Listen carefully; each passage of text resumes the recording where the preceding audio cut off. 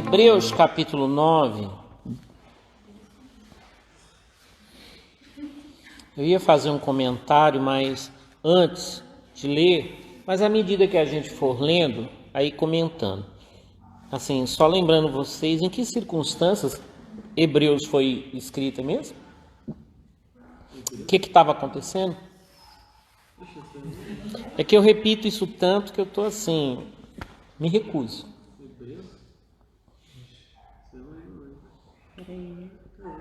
Ah, então não repito tanto assim.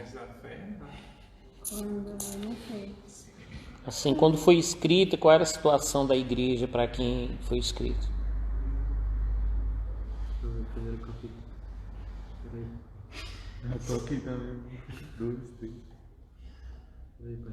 Eles estavam muito animados? Não, não desanimados. Desanimados? Pessoas que estavam querendo voltar para a sua antiga religião, era isso? Ótimo, Genilson, ótimo. É verdade, aqui ó. Jesus é a verdadeira, a grande salvação. Ele tá falando bastante de Jesus aqui. Perigo de abandonar a fé, tá aqui também. Algo que eles estavam Tá falando muito de Jesus na epístola. Bom, isso é bom. tá deixando de lembrando que eles estavam deixando Jesus de lado. Aí lembrando para o Genilson lembrou. Estavam querendo voltar para a sua antiga religião. Ótimo. Outra coisa que eu repito muito sobre a epístola aos Hebreus. Então, eles estavam querendo voltar para a sua antiga religião. Já que ele acionou o gatilho disso aí, por que eles estavam querendo voltar para a antiga religião mesmo? porque é mais fácil mudar fora, né? Porque Você está no caminho, você está no caminho. Você está no caminho, é mais ou menos isso. para eles servir a Jesus era uma coisa muito simples, né? Olha o Genilson.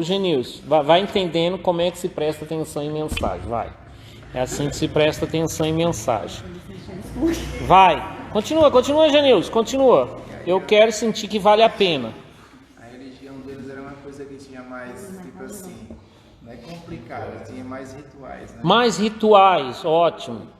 Exatamente, o ser humano é apaixonado por rituais. Isso. Religiosidade faz parte da carne do ser humano. E a antiga religião do povo de Israel era muito cheia de rituais, né? Rituais que apontavam para realidades espirituais, né? E no caminho de Jesus o que importa é a realidade para o que o símbolo aponta. Por exemplo, nós vamos ver aqui alguns símbolos da religião judaica. Por exemplo, o tabernáculo tudo apontava para era símbolo de alguma coisa. Tinha lá o menorá, que nós vamos ver aqui nesse capítulo. O que era o menorá? Aquele castiçal de 7 lâmpadas. Vocês lembram? Que tem muita igreja assim, ó. Acho depois três perninhas saindo para cada lado, né? Aquele castiçal de 7 lâmpadas. O que aquilo representa? Simboliza a obra do Espírito Santo, né? Iluminando, né? Da igreja e tal. Então aquilo era símbolo da obra do Espírito Santo hoje. Mas, olha o Luizão aqui. Mas o que é mais importante? O símbolo ou a obra do Espírito Santo? É claro, a obra do Espírito Santo. Mas eles se apegavam aos símbolos, né? Hoje em dia, claro, pode ter algum símbolo na igreja? Pode. Se quiser, pode. Hoje em dia tem muito. A nossa não tem muito, não. Graças a Deus, né? A nossa não tem lá muito símbolo, não. Mas hoje em dia vocês sabem que as igrejas se apegam muito a símbolos. Quais são os símbolos que se encontram muito nas igrejas evangélicas hoje em dia? Não, verdade. Peixe, sim. O carro que ela tinha, ela colocava o símbolo do peixe. Por que o peixe, Joyce? Que é evangélico. Mas é porque não é de evangélico. De evangélico. Mas o peixe é um símbolo do cristianismo desde o começo da igreja primitiva. Porque, na verdade, a palavra peixe, em grego, ictus, né, formava um acróstico, que seria as iniciais de uma frase assim: Jesus Cristo Teus ou Sóter, que quer dizer Jesus Cristo, o Filho de Deus Salvador. Qual línguas aí, gente? Oi? Latim, você falou? Grego. Gente, não fala grego. Não, só decorei isso. Por isso o peixe começou a ser, inclusive numa época em que, vamos dizer, a igreja funcionava em clandestinidade, né? Para um cristão reconhecer o outro, desenhava o peixe, né? Aí era fácil. Então tinha isso, né? Então o peixe, desde o início, a cruz sempre foi um símbolo. Isso são símbolos cristãos, né? São símbolos cristãos. Mas hoje em dia tem muito o que mesmo? Símbolos judaicos, né? Você encontra muito menorá, Arca da Aliança, né? Pessoas usando aquilo, talit, talit, quando é aqui só é o kippah.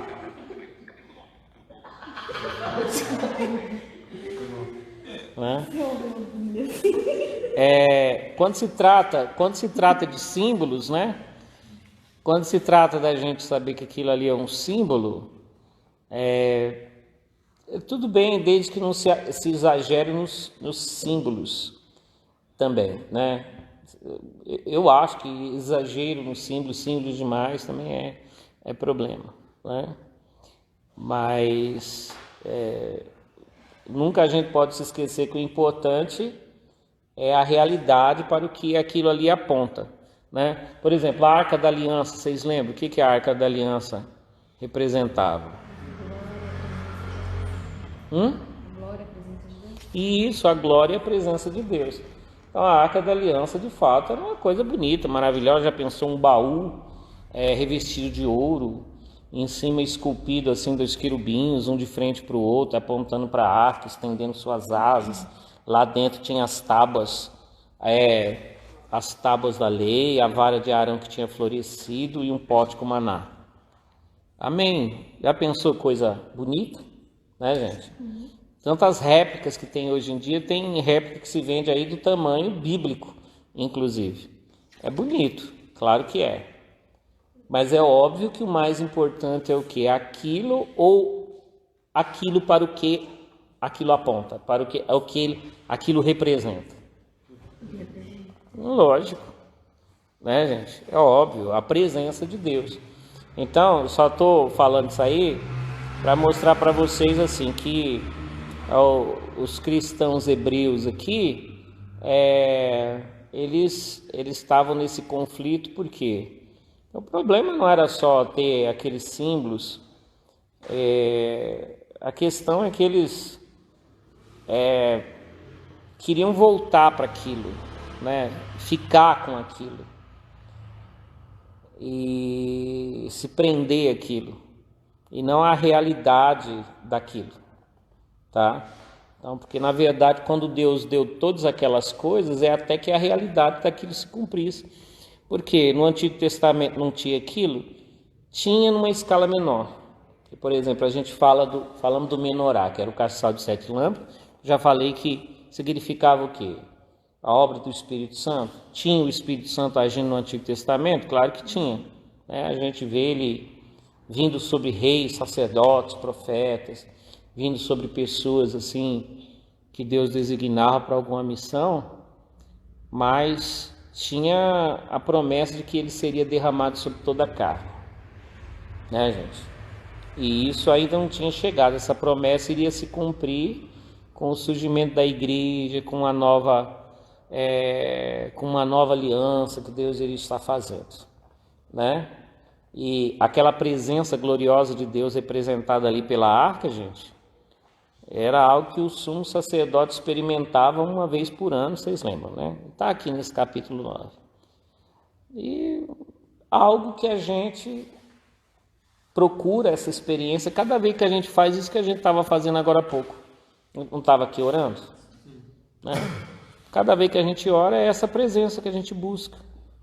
Que a gente quer chorar, a gente quer falar em outras línguas, a gente quer sentir aquela presença. E ainda que em toda a oração a gente não sinta coisas gloriosas, mas a gente não anda pelo que sente, a gente sabe...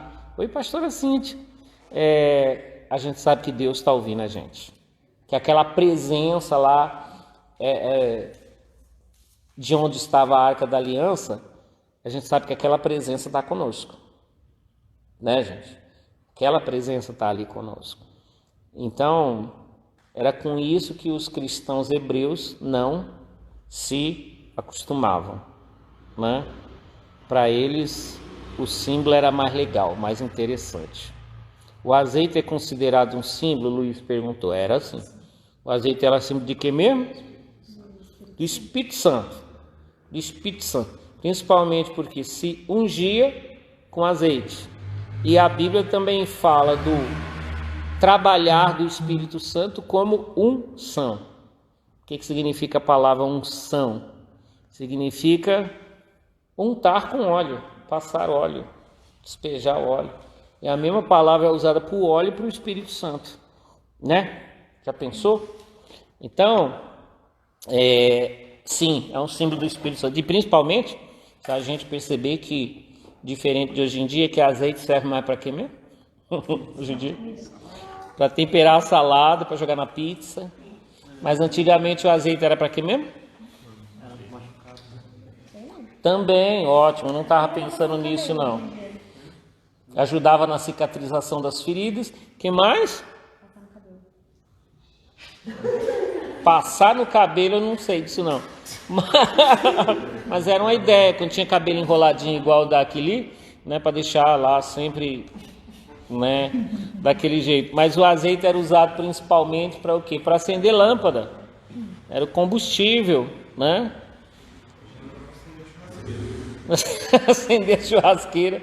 Então, olha só, né? Um tipo do Espírito Santo, que é ele que acende a luz na igreja.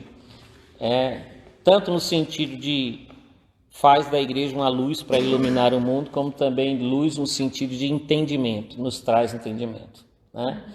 O azeite era usado para fazer comida, né? Era misturado ali na farinha para fazer o pão, o que mostra para a gente o que também? O azeite está na igreja para trazer comida para a gente, né?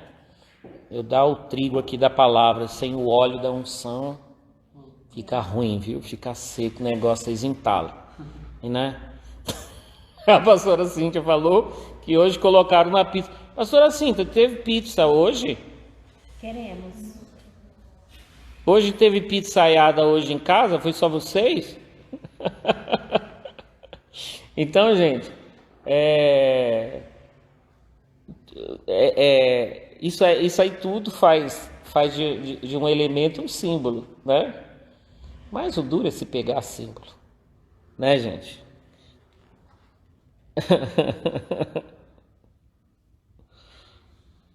A pastora Bia perguntando, teve pizza? Olha o pastor Fernando. Pastor Fernando, Deus abençoe. Teve pizza aí? Manda uma para mim, por favor. Manda um pedaço por Sedex. Oi? Não, hoje aqui nem café trouxeram. Nem água. A água também não tá tendo. Eu lá sabia que ela ia estar indo. Nem café trouxeram, que hoje a Zê não tá aqui, largou o Genilson para lá. As mulheres saíram tudo, Genilson. Arrasou. Nossa, Deus. Olha o pastor Zé Carlos entrando aqui. Pastor Zé Carlos, tudo jóia, né? Pastor Fernando. Então, gente. Ah, meu Deus do céu. Hoje está faltando aqui até um café. Eu estou bebendo água gelada nesse frio. Estou bebendo água gelada, viu? Espero que o pessoal veja depois e a consciência pese, tá? A consciência pese. Então, vocês estão entendendo, gente? Vocês estão entendendo? Eu diria o seguinte. Forte, é mistério. Agora vem mistério aí. Segura aí que agora vem mistério. A gente incorre no mesmo erro, assim. Paz, Deus abençoe, Evangelista 3575. Deve ser o... Vários falando a palavra forte. Ai, mas ele deu uma emocionada. Olha o Toninho aqui também. Ô, meu pai. Eu diria o seguinte. Isso seria... A gente cometeria o mesmo erro da seguinte forma. Né?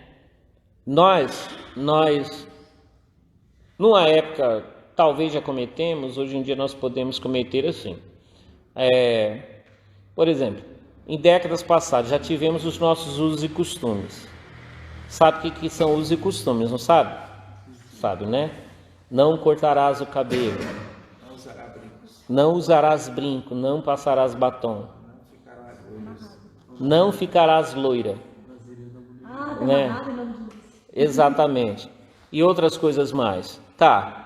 Tudo isso, vamos dizer, era a luz que tinha na época, se era o entendimento que se tinha na época.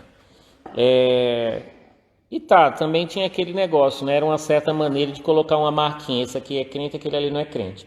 Servia? Desse jeito servia, porque era fácil distinguir exteriormente quem era crente, não era? Gente do céu, era ver num domingo, carinha de terno, a mulher de cabelão, saia. Oi? 7 filhos e ela grávida ainda. 7 filhos na barriga. Era fácil. Aí era o seguinte, vamos dizer, todas essas coisas, até que marcava por fora um cristão, né? E tudo bem, é óbvio que se existe uma mudança dentro do cristão, dentro da pessoa que nasceu de novo, de uma certa forma, ela vai aparecer por fora. De alguma maneira ela vai aparecer por fora. A Nina, abraço Nina, Deus abençoe. Parou de gravar por quê? Você fala, Nina. Depois você edita. Aí, gente, é claro que existe uma transformação, alguma marca aqui fora também. Mas a armadilha também do quê? Da gente confundir transformação com coisas exteriores. Vocês já imaginaram se a única transformação que acontecer foi o quê? Uma mudança de cabelo, uma mudança de roupa, uma mudança de uniforme. Isso é algum milagre? Não. Qualquer um pode mudar de roupa. Isso aqui por fora deveria ser só um símbolo do que aconteceu dentro da pessoa. Entendeu? Se isso for só um símbolo aí tudo bem, do que aconteceu aqui dentro da pessoa. Aí beleza, maravilha. Oi, Davi.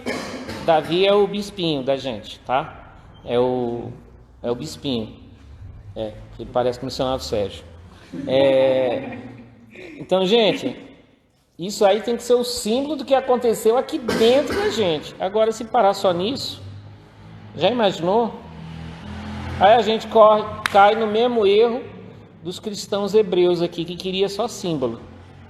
E, de fato, quando a gente vê movimentos ou igrejas que se apegam demais a isso, é o que acaba acontecendo. Porque, como eu falei, quer guardar usos e costumes, pode guardar. O problema é não entender, gente, isso que eu estou falando para vocês, que isso tem que ser um sinal de algo que tem aí dentro de você. Que aqui dentro tem que ter transformação. Porque quando há transformação aqui dentro, primeiro, eu não vou julgar quem aqui fora não é igual eu. Porque Deus não faz filho em série, assim, todo mundo igualzinho. Que antigamente era. Pega a foto, o povo antigamente, o povinho feio. Aí, porque era pecado descuidar e fazer o quê? Mas tudo bem. Aí, quer guardar isso, guarde. Mas se houve algo aqui dentro de mim, irmãos, eu não vou julgar quem não pensa desse jeito, quem não age desse jeito. Entenderam? Mas se eu estou guardando meus símbolos, os meus rituais, e eu vou viver julgando quem não guarda, meu Jesus amado, aí é sinal de que está precisando acontecer alguma coisa aqui na minha vida. Capite? Entenderam, gente? Entenderam? Então, A epístola aos Hebreus toda, juntando com a de Gálatas também, né? Tem que colocar junto elas. É ótimo para isso, para fazer a gente pensar nessa questão da realidade que tem que existir dentro de nós, da realidade das coisas espirituais dentro de nós. Porque a verdade é, gente, que o caminho do símbolo é mais fácil, ou não? Por exemplo, um símbolo da oração no Antigo Testamento, vocês lembram? Incenso. Queimar incenso era o quê? Era um símbolo do que a gente faz hoje, oração. Tá. Porque tem semelhança, é o quê? O incenso era aquele perfume que se queimava, subia um perfume agradável diante de Deus, vocês lembram? Assim tem que ser a nossa oração. Fala a verdade, é mais fácil, né? Uma noite de frio como essa, ao invés de vir para cá para a igreja, ficar de joelho dobrado nesse chão frio, para lá e para cá, quer saber? Queima um incensozinho assim. Queima um incensozinho e boa, e vai dormir, né, gente? Entenderam? Agora vamos para os outros símbolos. Por exemplo, eu vivo dizendo que o negócio da mulher não cortar o cabelo, vão lá para 1 Coríntios 11, que fala, tem um entendimento errado das coisas que Paulo fala ali das mulheres em Corinto. O cabelo foi lhe dado em lugar de véu, sei lá o que. Tem um entendimento errado ali, que Paulo está falando do lugar da mulher na igreja, etc., lugar de submissão. Submissão quando solteira aos seus pais, quando casado ao seu marido. A igreja tem que estar debaixo de uma autoridade, etc, etc. E o véu, pelo menos na sociedade ali dos coríntios, uma cidade grega, representava isso, era o símbolo de uma mulher de família que estava debaixo da autoridade de alguém. Aí queria conhecer uma prostituta, era fácil. Isso, vou falar sobre isso, Toninho. Conhecer uma prostituta era muito fácil. Como era? Vocês acham que era porque estava toda pintada? Não. Mulheres em tempo de alegria que estavam tudo pintada. Ou o quê? Simplesmente porque não estava com véu na cabeça. Entenderam? Mas desde pequenas elas usavam véu na cabeça? Sim, desde pequeno. Como hoje no Oriente, né? As mulheres lá com véu. Como hoje lá no Oriente. Então, beleza.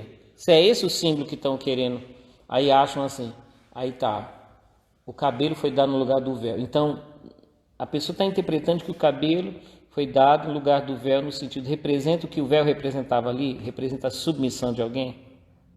Então eu digo, é mais fácil deixar o cabelo crescer do que ser submisso. Esse aí foi meio irônico, meio parecendo assim que você queria jogar uma sementinha do mal aí para algum lado. Você queria jogar o quê, meu? Não sei, ele jogou meio pro lado esquerdo dele, assim. Aí, entendeu? Sementinha do mal, assim, não sei. Aí, tem muitos que nem conversam por achar errado o que o irmão faz e não pensa igual ela. A Bíblia ensina... Exatamente. Isso mesmo, Tony. Tem gente que se... Por exemplo, eu guardo os meus usos e costumes, a outra pessoa não guarda, a pessoa nem conversa com a outra. Ah, não, pelo amor de Deus. Essa Joyce com esse cabelo loiro oxigenado. E dá-lhe oxigenado pra chegar na cor. Pelo amor de Deus. Né? Então tem gente assim. Então, vocês entenderam? Então é mais fácil deixar o cabelo crescer do que ser submisso. Muito mais fácil. E era isso o que os cristãos hebreus aqui eu não estava querendo. Queria um caminho um pouquinho mais fácil. Esse outro negócio está mais difícil, né? Aliás, submissão é uma coisa do balacobaco. Entenderam, gente? Não é fácil. Quando a gente vai ali para o Antigo Testamento, agora à tarde, a gente estava falando sobre aquela questão do pecado, vocês lembram? Lepra. Quem tinha lepra tinha que viver isolado, né? Se surgisse um sinal de cura, ele podia ser examinado pelo sacerdote, aquela coisa toda. e se por acaso ele fosse curado, podia voltar ao convívio. Ele tinha que tomar cuidado com lepra, doença, lepra. Mas a lepra é um símbolo do pecado, né? É um símbolo disso. Quantas pessoas com lepra vocês acharam na vida de vocês? E a lepra do pecado? Tá aí para todo lado. Então é mais fácil tomar cuidado com a lepra doença. Não conheço ninguém, é contagioso. Tá, é contagioso, mas não conheço ninguém com isso. Agora a gente com a outra lepra, aí é dose. Aí tinha os rituais de purificação, que era tomar banho, né? Porque acusavam Jesus. Boa, chegou aí. Acusavam Jesus, os discípulos, né? Come sem lavar as mãos, etc. Sei lá, às vezes estava meio com fome, como é apressado, porque eu não acho que Jesus ficava sem lavar as mãos sempre, não. Vocês acham? Vocês acham que Jesus ficava sem lavar as mãos, gente? Ele lavava as mãozinhas dele, né? Lavava até os pés dos discípulos, tá certo. Não é verdade, bem lembrado, bem lembrado.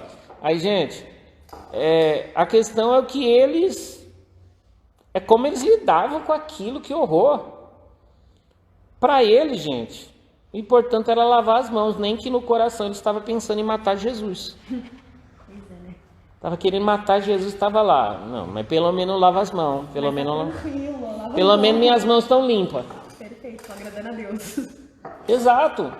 Pelo menos minhas mãos estão limpas. De Jesus está suja. Mas eu quero matar ele, mas pelo menos minhas mãos estão limpas. Entenderam, gente? Que absurdo, que absurdo, que absurdo.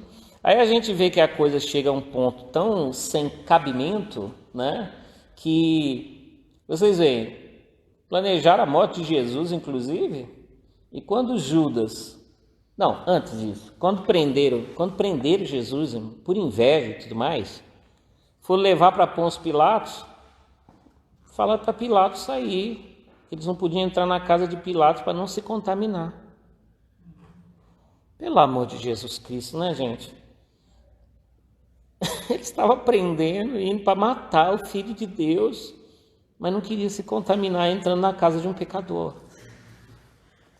E quando Judas, movido de remorso, tacou o dinheiro da traição lá para o templo, olha eles lá, gente, a gente não pode pegar esse dinheiro e lançar nas ofertas, que é errado, porque é dinheiro de sangue. Vamos ter que fazer outra coisa. Gente, Aí começa aquele critério. Gente, é isso que é. É esse tipo de coisa que a gente tem que tomar cuidado, Júlio. Soninho, né? Hoje eu vou terminar mais tarde, tá? A gente vai terminar um pouquinho mais tarde, que eu tô assim, numa inspiração hoje, gente. Tá me usando. Como diz o pastor Zé Carlos, eu não quero que ele me use, corro pra lá, corro pra cá, mas Deus, vem cá que eu vou te usar. Aí. Maravilhoso. Então, gente, vocês podem ver, gente. Vocês podem ver que quando a pessoa é muito ligadão assim nas coisas exteriores, você pode ver, eles também têm sérios problemas com coisas interiores, tá? Tem problemas muito graves com essência, com coisa interior, tá? Isso a gente tem que tomar cuidado e é a advertência da Epístola aos Hebreus todinha. Por que tem um capítulo tão grande que é o capítulo lá do Heróis da Fé? Fala que mesmo na Antiga Aliança, envolto em símbolos, cerimônias, rituais, altares, né, e etc. Ó, o Charles. Aquela coisa toda, mesmo naquilo ali, tinha pessoas que já estavam vivendo de um jeito que seria o que marcaria o povo da nova aliança. Vida de fé. Entenderam? Vida envolta em coisas que o que tem maior valor é aquilo que você não está vendo. Entenderam? Os heróis da fé, aqueles que agradaram a Deus, foram pessoas assim. Entendeu, Giovanni? Cheguei cedo hoje, estou em casa deitado. Pode ficar à vontade. Até 0 hora é sexta. Tá bom, Toninho. Entenderam, gente? Então, o que o escritor está dizendo aqui é isso, que os que agradaram lá no Antigo Testamento não está dizendo assim, ó, esse herói da fé agradou a Deus, porque, nossa, era super apegado a esse ritual, àquele ritual, não. É porque creram, porque acreditaram em Deus, como nós temos que acreditar também. Andar como quem está vendo o invisível, né? Dar valor a coisas que você não está tocando, que você não está pegando, né? E isso, né? Eu não vou dizer que não é fácil. Eu vou dizer assim, que dependendo do que a gente dá valor, aí sim, não é fácil. Entenderam, gente? E digo mais, antes de terminar, porque agora eu tenho que terminar, agora eu vou terminar, porque Deus está aí assim, quer te usar. Fala, não, Senhor, chega, não quero. Aí, gente, vocês pensam o quê? Que é só a igreja que tem grandes usos e costumes, marcado por usos e costumes aí de roupa, dessas coisas que está no perigo disso? Não. Igreja que não tem usos e costumes em questões de roupa, de maquiagem, também tem seus rituais. Rituais no culto, liturgia. E o povo pira nisso. Por exemplo, de muita liturgia intercessora lá na nossa é a igreja católica. Sim. Roupa para isso, roupa para isso. Sim, não, eu nunca entendi a liturgia da igreja católica. As poucas vezes que eu fui em missa, eu não entendia como é que o povo respondia, era tão sincronizado. Eu não entendia. Isso e aquilo, ele está no meio de nós, aquilo e aquilo, tem de piedade de nós. Aí eu ficava, como é que falam isso? Mas no nosso meio, gente.